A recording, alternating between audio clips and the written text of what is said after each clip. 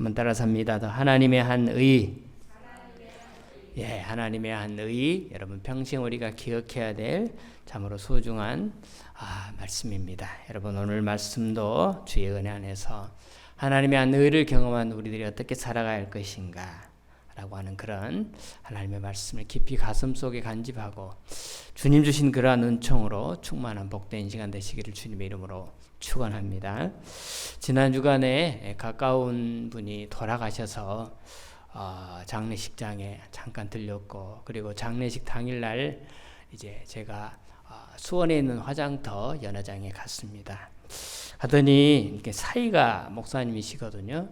그런데 집례하는 목사님이 안 따라오셨다라고 그러시더라고요. 어떤 바쁜 여정이 있었나 못 따라오셔서 제가 갑작스럽게 그러면 제가 장례를 인도하겠습니다 하고 화장터에서 이제 그분을 가이드하고, 그리고 이제 화장 예배를 드렸고, 그리고 이제 안치 예배를 또 드리기 위해서 서울에 있는 현충원까지 그렇게 다녀오게 되었습니다. 그 과정에 가족들에게 참 위로를 전하는데, 돌아가신 분들 가족에게 하늘의 소망을 다 갖고 있지만 그 순간만큼 이루 말할 수 없는 그런 슬픔이죠. 화장 예배를 드리면서 저도 울컥하고 가족들은 다 같이 울면서 그렇게 화장 예배를 드렸습니다. 화장 예배를 마치고 한 2시간 정도 또 기다렸다가 이제 불로 태운 이제 우리 뼈를 수거를 해가지고 그걸 믹서기에 빻아서 이렇게 함에다 그렇게 받지 않습니까? 그때 그 뼈를 받기 위해서 이제 한 대기실로 가가지고 그곳에 가서 뼈를 받는데, 큰아들이 하시는 말씀이 이런 말씀을 하시더라고. 우리가 저렇게 한 줌의 재구나, 그 얘기를 하시더라고요. 그분이 몰라서 그런 말씀 하시겠습니까? 그 순간만큼 다시 한번 그런 뼈저린 깨달음을 다시 한번 그분이 이제 일부러 그러지는 않지만 자기도 모르게 이제 속에서 그렇게 나오게 되는 것이죠. 한 줌의 재죠. 우리의 인생이 그렇습니다. 한 줌의 재뿐인 우리의 인생, 이런 참으로 보잘것없는 인생. 그래서 성경은 이런 인생을 향하여 인간은 완전히 무능하다라고 그렇게 말할 수밖에 없었던 것입니다. 인간은 완전히 무능합니다. 완전히 부패했습니다. 그리고 그러기에 전혀 소망이 없는 그런 인간으로 전락되고 말았습니다. 그러자 하나님은 깊은 고민에 빠졌죠. 이렇게 무능하고 이렇게 부패하고 이렇게 소망이 없는 인간들을 그냥 내버려 둘 것이냐? 아니다. 내가 저들이 영원히 살 수 있는 그 길을 다시 회복시켜 주리라. 인간이 범죄한 그 현장, 창세기 3장에 그 범죄한 그 현장에 찾아오셔서 그들이 범죄를 하고 나자마자 하나님께서는 약속하신 것이죠.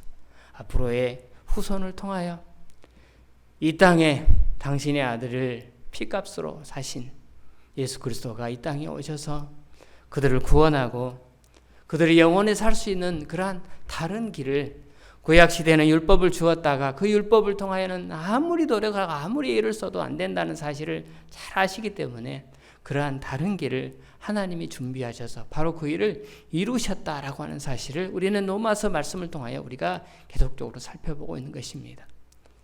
그러게 하나님 안에는 2가지 고민이 생겼습니다. 인간을 구원할 다른 길이 없을까? 율법 외에 다른 방법이 없을까? 그리고 또 하나, 그런 인간을 살린다면 더러운 인간, 죄악에 빠진 인간인데, 그러면 당신의 속성에 당신의 속성에 의로운 하나님, 공의로운 하나님에 대한 속성에 위배되는 그러한 일이 발생하지 않을까? 분명히 그렇죠. 죄인된 인간을 구원하려면 그 죄를 완전히 없애야 할 텐데 인간은 스스로의 힘으로서는 그럴 수가 없는 것입니다.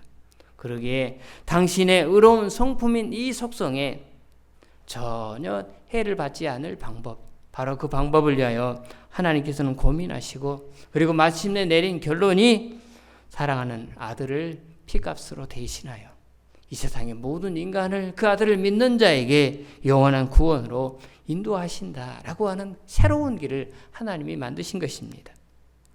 그걸 구체적으로 오늘 22절에 이렇게 말씀하죠. 우리 22절 말씀 다 같이 보겠습니다. 시작. 곧 예수 그리스도를 믿음으로 말미암나 모든 믿는 자에게 미치는 하나님의 의인이 차별이 없느니라. 거두절미하고 한마디로 말하면 예수 그리스도를 믿기만 하면, 예수 그리스도를 구원자로 받아들이기만 하면, 그분의 의의 옷을 우리가 입기만 하면 우리를 의롭게 해서 영원한 구원의 길로 우리를 이끄실 새로운 길을 하나님이 마련하시고 그 길로 저와 여러분들을 초청하신 것입니다. 이 길에는 차별이 없다라고 말씀합니다. 유대인이나 헬라인이나 이스라엘 백성이나 아닌 이방인들이나 차별이 없이 모두에게 이 길은 다 열어놓으시고, 누구나가 다 예수 그리스도를 주로 믿기만 하면 하나님 앞에 의인이 되고 다 구원받게 될 것을 하나님 그 길을 마련하시고 그 길로 우리 모두를 초청하여 주신 것입니다. 사랑하는 여러분, 우리 모두에게 이 복된 길이 열려 있습니다. 그리고 우리는 그 길로 초청을 받아서 이 자리까지 와 있습니다.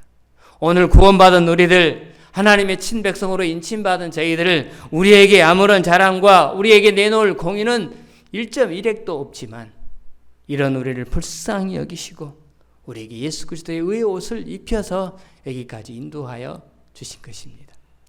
이것이 하나님을 향한, 하나님께서 우리를 향한 영원한 사랑이 완전하게 이루어짐을 우리 가운데 보여주고 있는 그러한 현장으로 저희들을 초청하신 것입니다.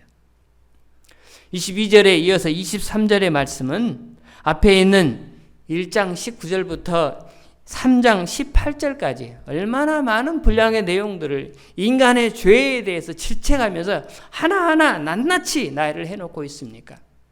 그래서 여러분, 여기 있는 23절의 말씀은 1장 19절부터 3장 18절까지의 모든 내용을 한 절로 집약해 놓은 그 말씀이 바로 3장 23절의 말씀입니다.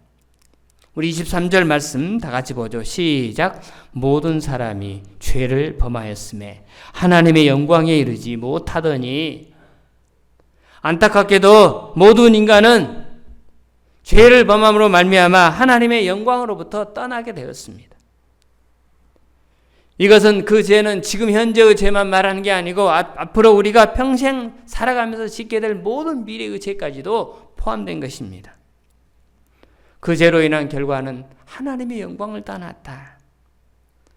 여러분, 하나님의 영광을 떠났다, 이르지 못했다라고 하는 것은 하나님의 영광에 비해서 거기에 접근할 만한, 범접할 만한 능력을 다 상실했다라고 하는 것입니다.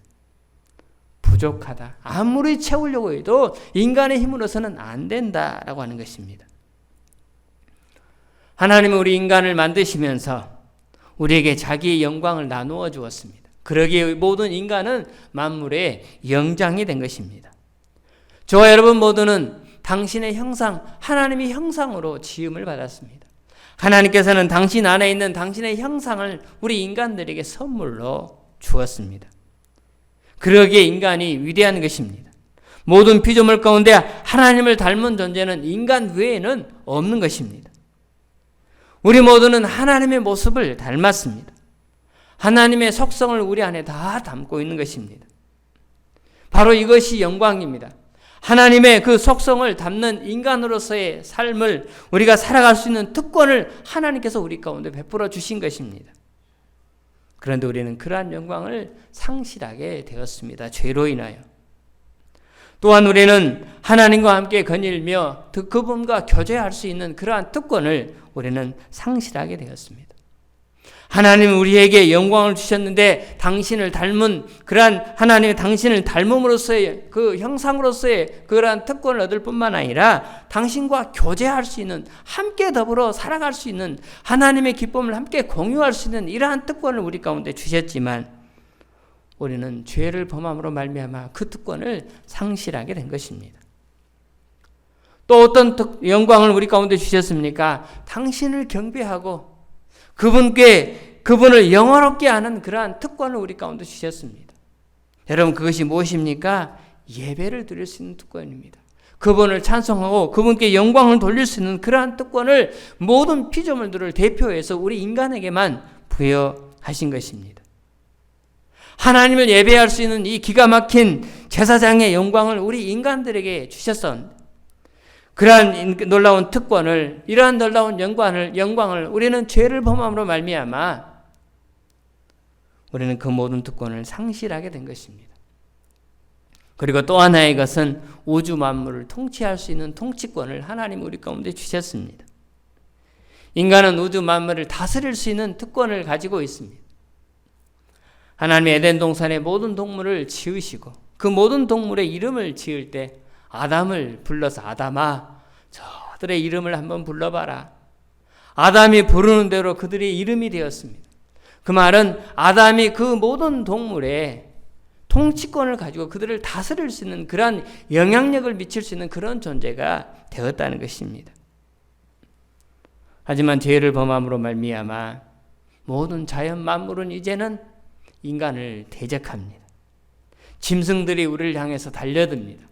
독사가 뭅니다. 지진이 일어나서 땅이 인간들을 삼킵니다. 땅이 가뭄으로 굶주리게 합니다. 코로나로 인하여 오늘과 같은 안타까운 현실에 직면하게 되었습니다. 여러분, 이 모든 것들에 대한 근본적인 원인이 하나님을 떠나는 것입니다.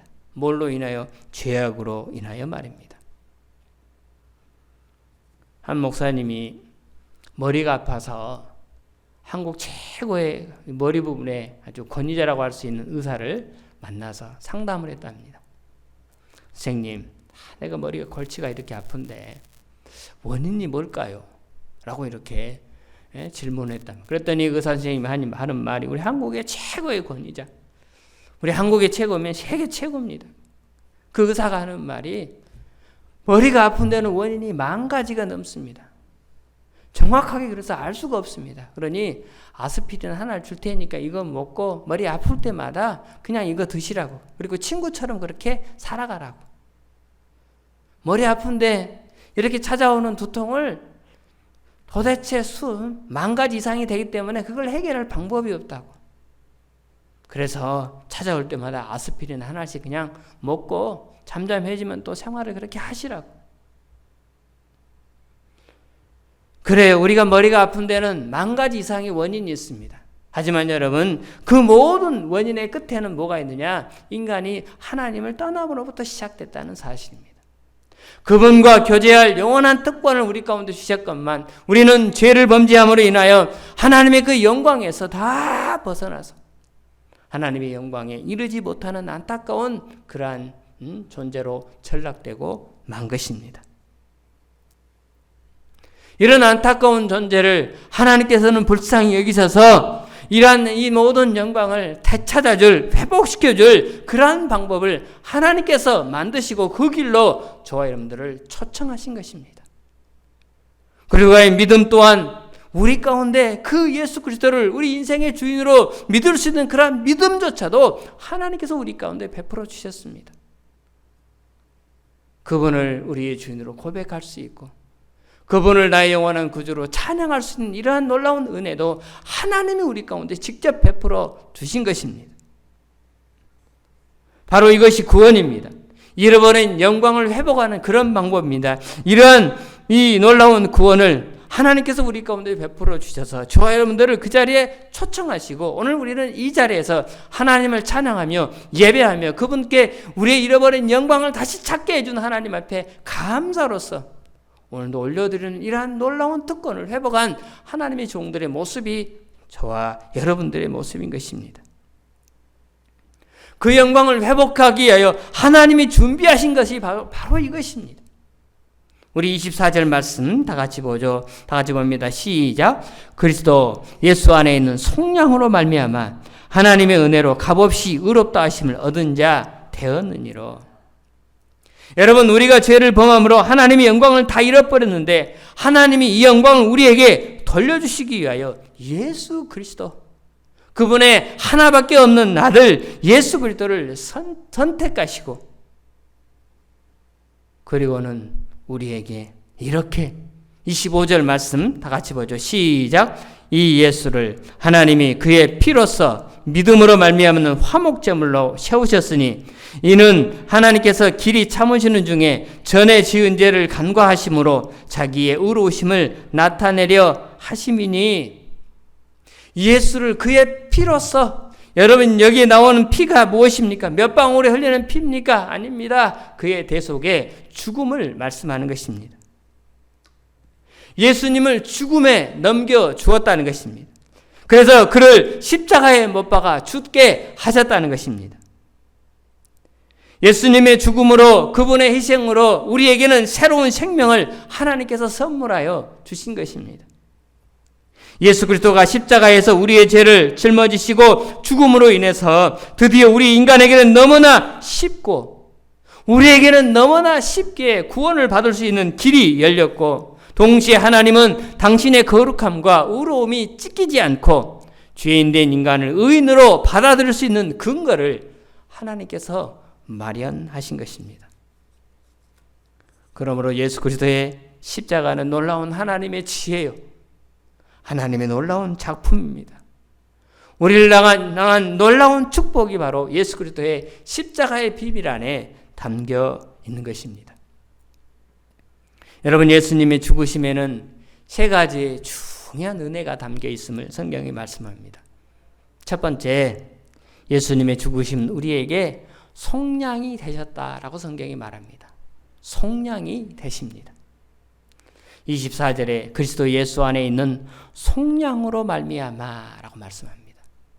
여러분, 나와 있는 이 속량이라는 말은 구속이라는 말입니다. 구속. 이것은 노예 시장에서 통용되는 말로서 그 노예의 몸값을 지불하고 그의 몸을 사는 것입니다. 그리고는 그 노예를 자기의 소유로 삼고 그를 관리하는 것입니다. 죄의 값은 사망입니다. 영원한 죽음입니다. 죄로 인한 인간의 영원한 죽음을 어떻게 하든지 피할 수 없습니다. 이 영원한 죽음을 우리가 반드시 받아야만 하고 그 죄값으로 우리는 반드시 죽어야만 하는 게 우리에게 정해진 미래의 일들입니다. 하나님께서는 그러나 이 길에서 우리를 돌이키기 위하여 아들을 죽이시고 아들의 피값으로 우리를 속량하시고 그리하여 우리를 하나님의 것으로 구속하셔서 하나님의 것으로 주님이 사셔서 하나님이 당신의 아들의 피값으로 우리를 사셔서 당신의 소유로 다시 회복시켜서 잃어버린 하나님의 영광을 우리 안에 회복시켜 주셨다라고 하는 것입니다. 예수 그리스도라는 분이 죄가 없으면서도 우리를 위하여 세상에 찾아오셔서 우리가 치러야 될 죄의 값을 당신이 대신 치르시고 십자가의 죽으심으로 말미암아, 그러므로 예수 그리스도는 나를 죄에서 해방시키기 위하여 값을 대신 지불한 그 행위를 십자가에서 완성하신 것입니다. 그러므로 우리는 예수님의 십자가를 생각할 때마다 나 때문에 그분이 죽었다고, 저 십자가는 나를 위한 십자가다, 내가 저기에 달려 죽어야 하는데 하나님의 아들이 저기에 나 대신 달려 돌아가셨다, 주님이 나 대신 너무나도 무참하게 너무나 잔인하게 죽으셨다는 것을 우리는 언제나 기억해야 하는 것입니다. 그런데 여러분, 예수님이 죄의 값을 지불했다면 누구에게 그 죄의 값을 지불하신 것입니까? 오리겐이라고 하는 초대 교부는 그때 예수님이 지불한 값은 사탄에게 한 것이다 라고 이렇게 수많은 사람들에게 가르쳤고 수많은 사람들이 그의 논리를 따랐습니다. 그는 이렇게 말합니다. 우리는 죄를 짓고 사탄의 노예가 되었다. 그러므로 사탄의 손에서 우리를 구원하려면 예수 그리스도가 십자가의 죽음으로 그 사탄에게 그 죄의 값을 지불했을 때 비로소 우리는 구원받을 수 있었다. 이렇게 가르쳤습니다.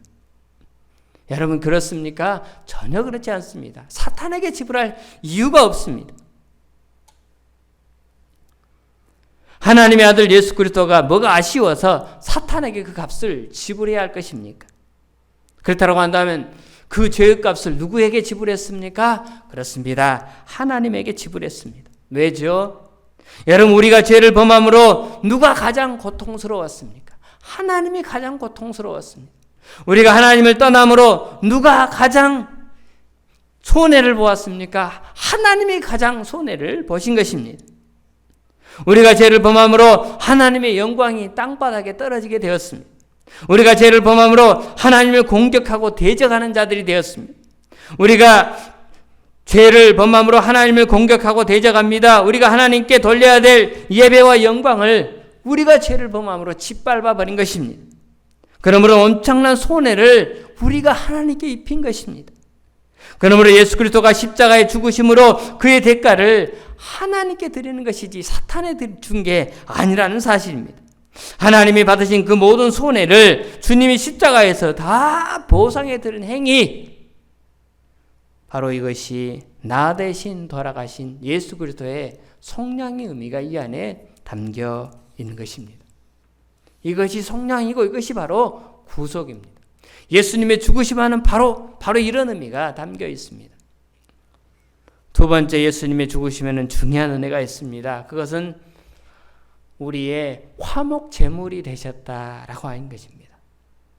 화목 제물, 하나님과 우리 사이를 연결시켜줄 제사의 제물로서 그분이 십자가에서 드려진 것입니다. 인간이 범죄함으로 하나님께서는 진노하셨습니다.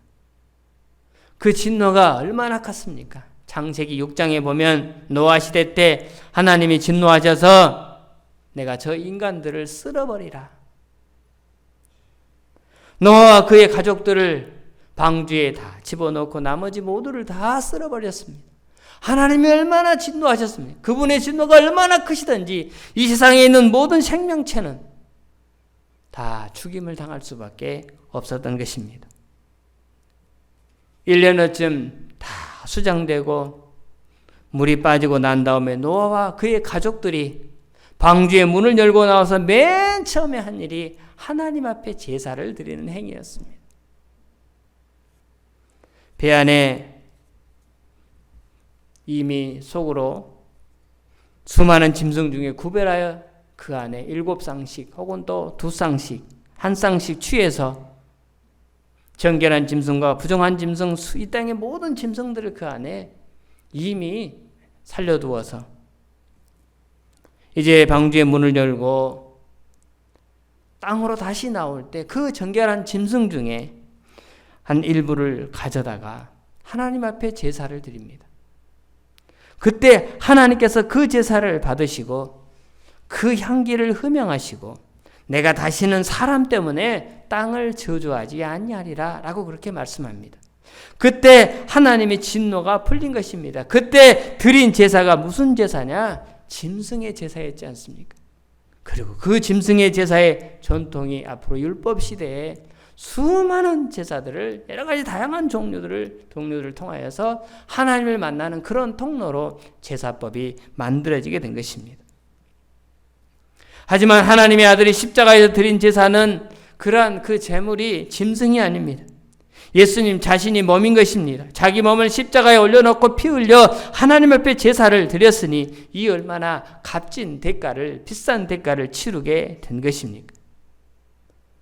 노아의 가족들인 짐승의 제사도 하나님의 누구를 뜰 수가 있었습니다. 그렇다고 한다면 죄 없는 하나님의 아들이 자기 몸을 십자가에서 부수신 이 제사로 인하여서 아무리 우리를 향한 하나님의 진노가 타올랐다 할지라도 예수님을 제물로 드리는 이 십자가를 보시고는 하나님은 그 진노를 거두실 수밖에 없으셨던 것입니다.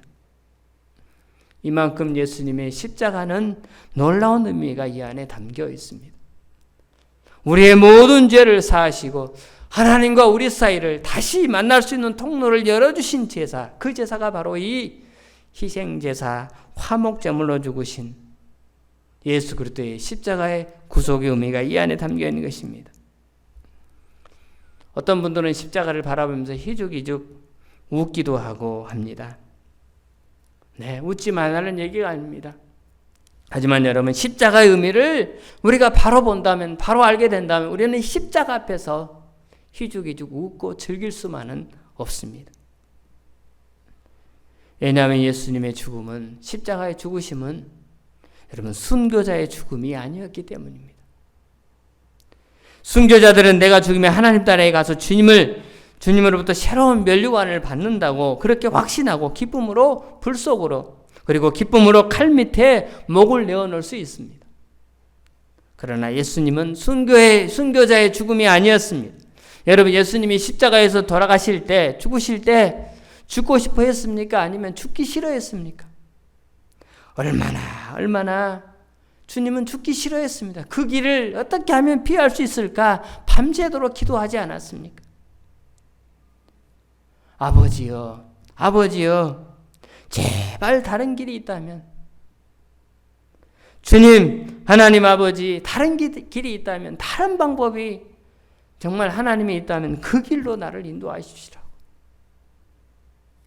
너무나 많은 큰 두려움과 여러분 안타까움 속에 그분은 그렇게 돌아가셔야만 했던 것입니다. 가급적이면 이 잔을 마시지 않고 다른 길을 열어달라고 땀방울이 핏방울이 되도록 기도하신 예수님은 왜 그렇습니까? 죽음이 두려웠기 때문입니다. 예수님의 죽음은, 예수님이 왜 그 죽음을 두려워하셨습니까? 그 죽음은 버림받은 죽음이었습니다. 저주받은 죽음이었습니다. 순교자와 같은 영광스러운 죽음이 아니라 수치스러운, 저주스러운 그러한 죽음을 당해야 했기 때문에, 그래서 우리가 받아야 될 지옥에서 영원히 받아야 될 고통의 심판을 그가 홀로 당하시면서 죽어야 했기 때문에 주님은 그 죽음을 두려워하셨던 것입니다. 그러므로 여러분, 우리가 주님의 십자가를 바라볼 때마다 주님이 정말로 얼마나 두려워하면서 끌려갔었던 죽음이었는가를 우리는 기억해야 한다는 것입니다. 여러분, 주님이 그렇게 죽으실 만한 그러한 가치가 여러분 안에 있습니까? 우리가 나 같은 것을 위하여 그렇게 희생해야 될 그런 가치가 여러분 우리에게 있냐 그 말입니다. 여러분, 우리가 사람이라면, 적어도 이성을 가졌다면 한번 스스로 우리를 스스로에게 자문을 해보아야 하는 것입니다. 양심이 있다면 한번 자신에게 물어보아야 합니다. 내가 주님이 그렇게 죽을 만한 가치가 나에게 있는가? 우리는 스스로에게 질문을 던져보아야 하는 것입니다. 그러면서 주님은 그렇게 하셨습니다. 왜? 나를 위해서, 나를 사랑해서 나를 구원하려면 주님은 그 십자가를 지셔야 했기 때문입니다. 그러므로 그 십자가를 화목제물로 돌아가신 예수 그리스도의 놀라운 드려짐의 제사가 바로 십자가의 의미가 이 안에 담겨 있는 것입니다. 그분은 우리의 화목제물이 되십니다. 그리고 또 하나, 예수 그리스도의 십자가는 우리의 의가 되시죠. 예수님이 이 세상에 오셔서 우리가 못 지키는 의를, 율법을 다 지키셨습니다. 율법을 지켜야 될 의미가 하나도 없으신 그분이 바로 저와 여러분을 위하여 율법을 100% 완전하게 그렇게 지키셨던 것입니다. 하나도 빠짐없이 완전히 순종해서 하나님 앞에 우리가 지키지 못해서 해를 끼친 것을 주님께서 다 보상하신 것입니다. 그분은 율법을 그렇게 지킬 의무가 없습니다. 왜냐하면 하나님이시기 때문입니다. 하지만 율법을 지킬 의무가 전혀 없음에도 불구하고 나를 대신해서 율법의 1.1획이라도 땅에 떨어지지 않도록 나를 대신해서 100% 그분이 지키셨던 것입니다. 그러므로 율법을 완전 무결하게 지키면 하나님이 뭐라고 말씀합니까? 그를 위하여 의인이라고 말하는 것입니다. 예수님은 본래 의인이지만 우리를 대신해서 율법을 완전히 지켜주심으로 하나님으로부터 받는 그 의를 우리에게 대신 입혀주셨습니다. 그래서 우리는 예수님이 입혀주신 그 의의 옷을 입게 된 것입니다. 하나님이 이런 우리를 보시고 우리를 의롭다 칭하시게 되는 것입니다. 오늘 본문에도 보면 22절에도 모든 믿는 자에게 비치는 하나님의 의라고 나옵니다. 24절에도 값없이 의롭다 함이라는 말씀이 나옵니다. 26절에도 예수 믿는 자를 의롭다고 하심이니라 라고 하는 말씀이 나옵니다. 하나님이 우리를 당신께서 입혀준 그 의의 옷을 인하여서 우리로 하여금 의롭다라고 칭해 주시는 것입니다. 판사가 재판장에서 피고인에게 무죄하고 땅땅땅 때리면 그가 죄가 있더라도 그는 무죄입니다. 왜? 판사가 그렇게 선언을 했기 때문입니다. 그래서 경찰은 그 사람을 더 이상 잡아 넣을 수가 없습니다. 우리 예수 그리스도가 우리를 대신해서 의가 되시기 때문에 예수님이 입혀주신 의의 옷을 입고 우리가 하나님 앞에 나아가면 하나님이 우리를 보시고 우리를 의인으로 만들어서 의인이 아니라 주님이 입혀주신 그의 의의 옷 때문에 우리가 죄가 여전히 있음에도 불구하고 하나님이 우리를 의인으로 취급해 주시는 것입니다.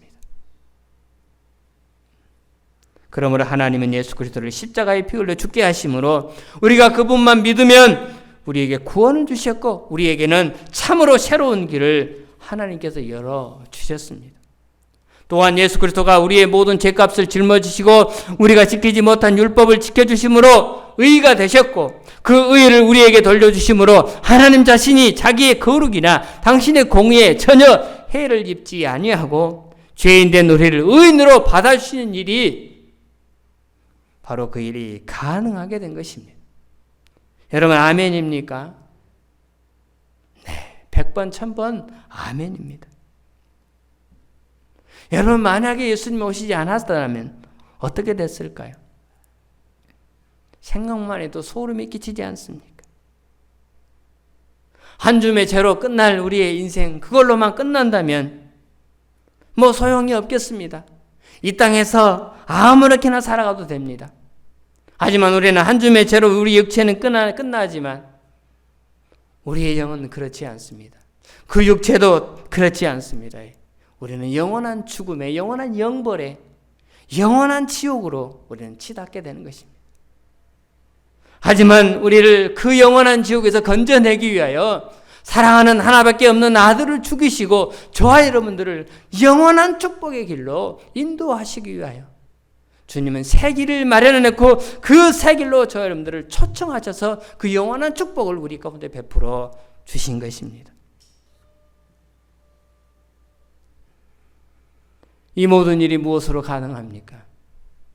여러분 이 모든 일을 이루신 그 하나님의 무엇을 우리가 정말 보상할 수 있겠습니까? 24절에 하나님의 은혜로라고 하는 말이 나옵니다. 은혜로. 여러분 오직 은혜입니다. 앞을 보아도 은혜입니다. 뒤를 보아도 은혜요. 좌로 보아도 은혜요. 우로 보아도 은혜입니다. 자격이 없는 나에게 하나님의 아들이 되시고 잃어버린 영광을 회복하게 하시고 우리를 의롭다고 인정해 주시고 영원한 인생을 소유하게 하셨으니 이게 얼마나 큰 은혜인 것입니까? 그러기에 하나님의 은혜로라고 그렇게 하는 그러한 말씀이 수록이 되어져 있는 것입니다. 은혜. 여러분 은혜라는 말이 신약 성경에 159번이 나옵니다. 그 중에 사도 바울이 100번 이상 이 은혜라는 말을 사용합니다. 여러분 그런데 성경 전체에서 은혜라는 말이 가장 나오는 성경의 책이 어떤 책일까요? 여러분 한번 맞춰보세요. 은혜라고 하는 말이 신약 성경에서 가장 많이 나오는 거 아니 성경 39권 전체에서 가장 많이 나오는 것이 어딜까요? 지금 우리가 무슨 책을 보고 있어요? 로마서를 보고 있죠. 로마서에 가장 많이 나옵니다.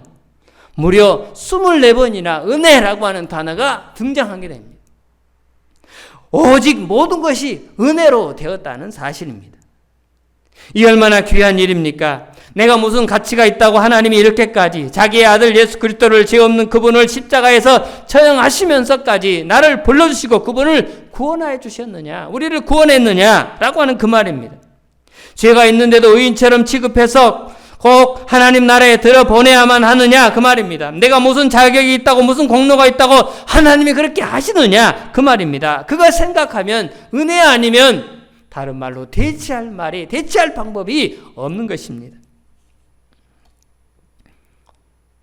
여러분 혹시 주일학교 때 그런 예화 들으셨나요? 전 주일학교 들었던 그 예화가 하나 생각이 나는데요. 그때 전도사님이 앞에서 설교하시면서 하나님의 은혜를 설명하시면서 이런 예화를 말한 적이 있습니다. 한 나라의 왕이 백성들이 하지 말라는 짓을 계속해서 하는 것입니다. 그러니까 왕이 법령을 만들어서 공포했습니다. 내가 얘기하는 이 일을 너희들이 또 범하면, 이 죄를 범하면 그때는 그 범한 사람의 두 눈을 뽑아버리겠다. 왕이 그 법을 제정했습니다. 그런데 얼마 지나지 않아서 자기의 하나밖에 없는 아들 왕자가 그 죄를 범한 것입니다. 왕이 어떻게 합니까? 법령은 이미 공포되었습니다. 그렇다라고 한다고 자기 아들이라고 이 법은 무효다라고 한다면 백성들을 어떻게 권위를 가지고 통치하겠습니까? 그래서 고민하다가 법은 법대로 또 아들은 아들대로 살리는 방법을 생각하여 찾아낸 길이 아들의 눈 하나 빼고 자기 눈 하나 빼고 그렇게 뽑았다라고 하는 전사님의 설교 가운데 그 예화가 생각이 납니다. 그 말을 들을 때 얼마나 감격했는지 모릅니다. 세상에 아버지가 자기 눈을 하나를 뽑았구나. 아들의 두 눈을 뽑아야 되는데 자기 눈을 뽑았구나. 근데 지금 와서 생각해 보니까 이게 얼마나 엉터리 예화였는지 모릅니다. 왜죠? 하나님은 우리에게, 여러분, 하나님은 우리에게 우리의 눈을 뽑은 적이 없어요. 저와 여러분들의 구원을 위하여 손가락 하나 해친 적이 없습니다. 모든 것을 하나님이 다 자기가 자기 아들을 통하여 다 하나님이 하신 것입니다. 여러분, 우리의 구원을 위하여 어디 손가락 하나 다친 데 있습니까? 단 한 군데도 없습니다. 하나님 당신이 다 뽑으시고 하나님 당신이 다 하신 것입니다. 그러기에 이게 은혜 아니면 뭐라고 말할 수가 없는 것입니다.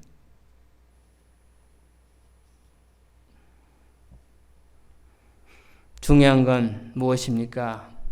이 은혜를 잊고 살아가는 저와 여러분이 오늘 이 은혜를 어떻게 생각하며 어떻게 누리고 사시고 계십니까? 오늘 우리에게 이러한 은혜를 정말 하나님이 우리에게 이렇게 주셨건만 그러한 은혜가 우리 안에 어느 만큼 작용을 하면서 우리가 살아가고 있는 것, 여러분 스스로에게 한번 질문을 던져보아야 하는 것입니다. 우리는 그 감격으로 기뻐하며 그 감격으로 감사하며 우리는 날마다 춤을 추면서 살아가도 너무나 부족한데도 불구하고 우리는 깡그리 그 은혜를 잊고 살아가고 있지는 않는가? 우리들 스스로에게 질문을 던져보면서 오늘의 핵심은 무엇입니까? 잃어버린 은혜를 회복하는 것입니다. 다시 우리는 그 영광스러운 놀라운 하나님의 특권을 다시 회복된 자로서 이 땅에서의 삶을 그 은혜를 누리며 우리가 살아가느냐라고 하는 것, 이것이 참으로 중요한 것입니다.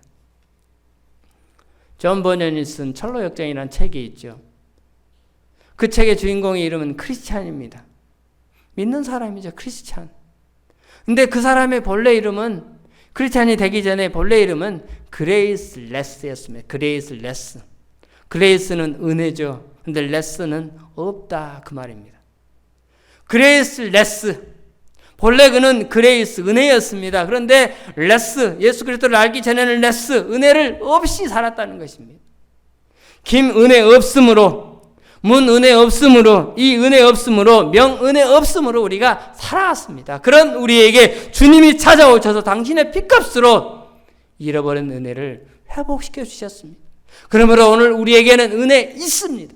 김은혜 있음이고 정은혜 있음이고 이 은혜 있음이고 문은혜 있음이고 명은혜 있음입니다. 우리 안에 이 은혜가 있습니다. 그런데 있는 이 은혜를 우리는 누리지 못하고 환경 때문에, 조건 때문에, 여러 가지 많은 사항들 때문에 제약받아서 그 은혜를 누리지 못하고 살아가는 안타까운 현실의 우리의 삶 속, 오늘 주님은 다시 찾아오셔서 회복한 그 은혜를 누리며 살아가려고 오늘 우리에게 저의 입술을 통하여 하나님께서 성토하시는 것입니다.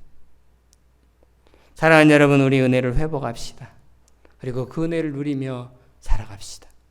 피값으로 구원받은 하나님의 사람들로서 당당하게 이 세상의 삶을 살아가다가 한 줌의 죄로 끝나지만 우리는 영원한 아버지 하나님 품에 거하는 놀라운 미래가 저와 여러분의 미래 앞에 주님은 준비하셔서 그 길로 우리를 인도하고 계시는 것입니다. 이러한 은혜를 회복하고 이 한 주간도 당당하게 찬송하며 하나님 앞에 영광 돌리며 그분의 거룩한 기쁨을 위하여 보혈의 사명을 잘 감당하는, 바로 이것이 우리 인생의 목적이고 인생의 의미라는 것을 우리는 다시 한번 기억해야 할 것입니다. 그렇습니다. 잃어버린 은혜를 회복하며 그 은혜로 이 한 주간도 승리하는 저와 여러분의 귀한 미래가 되기를 주님의 이름으로 축원합니다.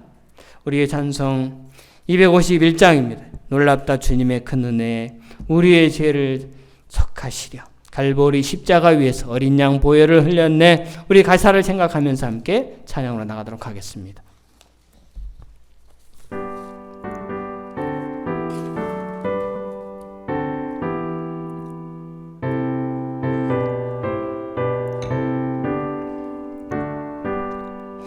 놀랍다 주님의 큰 은혜, 우리의 죄를 속하시려 갈보리 십자가 위에서 어린 양 보혈을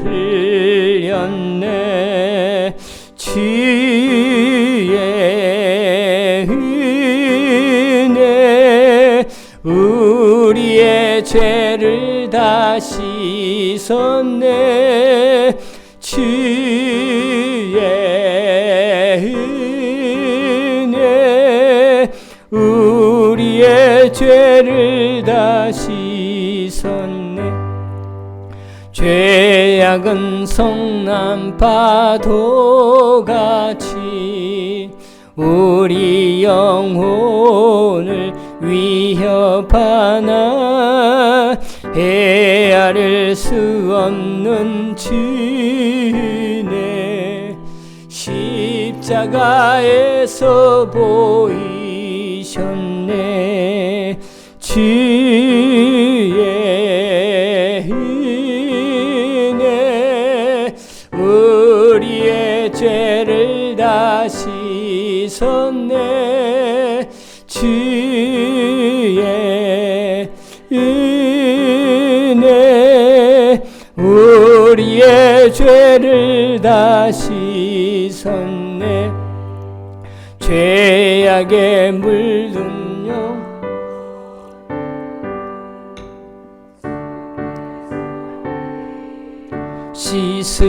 씻으시네.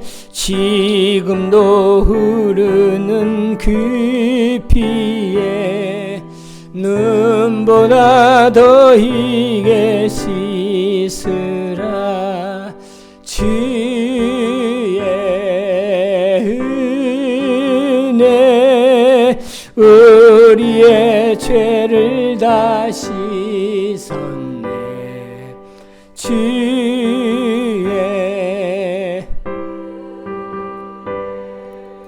우리의 죄를 다 씻었네. 피할 수 없는 그 은혜를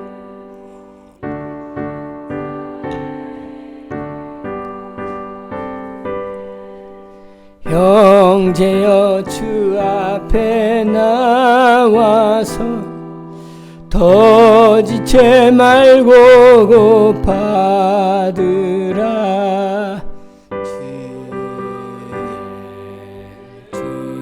주네 우리의 죄를 다 씻었네. 주의 은혜 우리의 죄를 다 씻었네. 우리의 죄를 다 주님이 십자가에서 씻겨주셨습니다.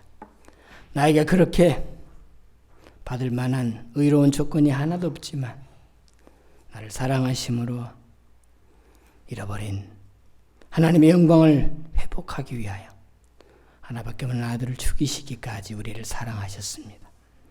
그런 은혜로 우리는 친백성이 되었고 남은 일생 하나님의 나라를 살아갈 수 있는 특권을 우리 가운데 하나님이 베풀어 주셨습니다.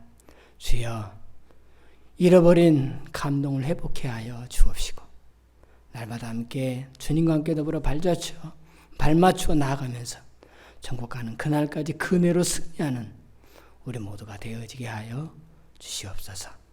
이 시간도 예물을 드리오니 하나님 흠양하시고 주의 복된 나라 위에 거룩하게 쓰임받게 하여 주시옵소서. 드리는 손길들 하나님의 가정가정 찾아가시고 저들에게 위로하시고 세임 주시고 말날이 없는 하늘의 공급이 있게 하여 주시옵소서. 약속하신 대로 이루어 주실 줄로 믿고 예수님의 이름으로 기도합니다. 아멘.